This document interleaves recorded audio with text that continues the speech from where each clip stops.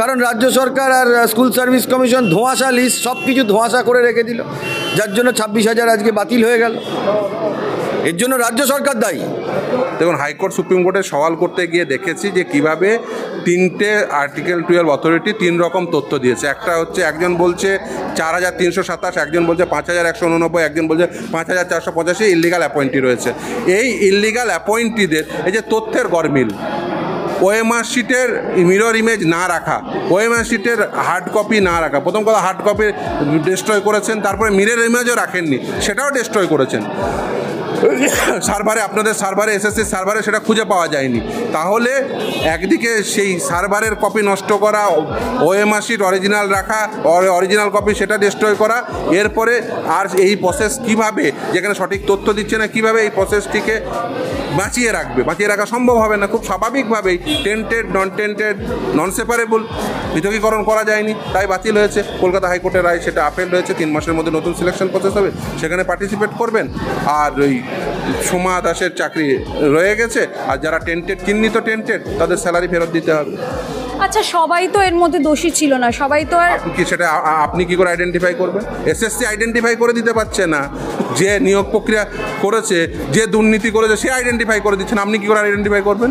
সবাই তো বলবে আমি যোগ্য, কিন্তু সেই তিনি যে যোগ্য, তিনি যে বৈধ, সেটা সার্টিফাই করতে হবে তো এসএসসিকে, সেটা সার্টিফাই সঠিক তথ্য দিয়ে বলতে হবে বোর্ডকে, সঠিক তথ্য দিয়ে বলতে হবে স্টেটকে। 3 জন 3 রকম তথ্য দিচ্ছে, তাহলে 3 জন 3 রকম তথ্য দিলে স্টেটেরই 3টে অথরিটি, তাহলে কীভাবে সম্ভব? সম্ভব নয়। আচ্ছা, 2016 সাল থেকে আজ অবধি, মানে একেবারে 2025 সাল অবধি মামলাটা এভাবে ঘুরছে, কি বলবেন? এত লেট, এত ডিলে কেন করলে? একদমই ডিলে নয়, এটা তো খুব স্বাভাবিকভাবে মামলা হয়েছে 2021-22 সালে।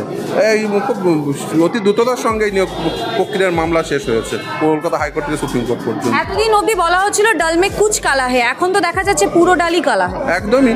মমতা বন্দ্যোপাধ্যায় এর উত্তর দেবেন যে এই নিয়োগ প্রক্রিয়া কেন বাতিল হলো, কেন এই সে কেন পছন্দ করে করে যারা দুর্নীতিগ্রস্ত তাদের বিভিন্ন পদে বসিয়েছিল, এবং এই আর সিবিআই তদন্ত শেষ হলে বোঝা যাবে যে আসল বেনিফিশিয়ারিকে ধরতে হবে। আচ্ছা, একটাই শেষ প্রশ্ন, এতে করে কি রাজ্য সরকার কোনোভাবে চাপের সম্মুখীন হবে? আপনি কি সেটা রাজ্য সরকার বলবে। তারা মানে নির্লজ্জের আবার এ তো দোকান কাটা নির্লজ্জ, তার আবার কি লজ্জা আছে? এটা আমরা সুপ্রিম কোর্টের রায়কে স্বাগত জানাচ্ছি, কারণ টেন্টেড আনটেন্টেড কোনোভাবেই এটা স্যাগ্রিগেট করা যায়নি। বিশেষ করে রাজ্য সরকার এবং স্কুল সার্ভিস কমিশন প্রত্যেকবার এই টেন্টেড আনটেন্টেড স্যাগ্রিগেশনের বিষয়টাকে এত ধোঁয়াশা তৈরি করেছে, যেখানে আলটিমেটলি তাদেরকে স্যাগ্রিগেট করা যায়নি, যার জন্য 26,000 বাতিল হয়েছে। আচ্ছা, এতদিন অবধি চলছিল যে ডাল মে কুচ কালা হে, কেনই চাল থেকে কাকড় বাছাই করা গেল না? কারণ রাজ্য সরকার আর স্কুল সার্ভিস কমিশন ধোঁয়াশা লিস্ট সব কিছু ধোঁয়াশা করে রেখে দিল, যার জন্য 26,000 আজকে বাতিল হয়ে গেল। এর জন্য রাজ্য সরকার দায়ী, স্কুল সার্ভিস কমিশন দায়ী। ওএমআর শিট যেটা রয়েছে, সেই ওএমআর শিটও তো ট্যাম্পার আমরা এতদিন আগে কিছুদিন আগেই জানতে পেরেছিলাম, সেই বিষয়ে কি বলবেন? কিছুই তো তথ্য নেই, তাহলে এতদিন ধরে বিষয়টা ঝুললো কেন? আজকে প্রমাণ হয়ে গেল রাজ্য সরকার এবং রাজ্য সরকার পরিচালিত যে রাজনৈতিক দল, তারা দুর্নীতি করে বাজারে চাকরি বিক্রি করে, এটা আজকে প্রমাণ হয়ে গেল। সামনেই তো ভোট, আর আজকে একেবারে দেখা গেল 26,000 চাকরি প্রার্থীর প্যানেলটা পুরোটা বাতিল হয়ে গেল। এতে করে কি রাজ্য সরকার কোনোভাবে চাপের সম্মুখীন হবে? চোরেদের আবার চাপের কি সম্মুখীন হবে? চোরেরা জেলে যাবে, জেল থেকে বেরোবে, এই হবে। এর বাইরে এদের কি হবে? এদের বাংলার যারা যুবক যুবতী, তাদের ওপর কোনো ভালোবাসা, তাদের ওপর কোনো শ্রদ্ধা, কোনো কিছু আছে? কোনো কিচ্ছু নেই। একমাত্র রাজ্য সরকার দায়ী এর জন্য।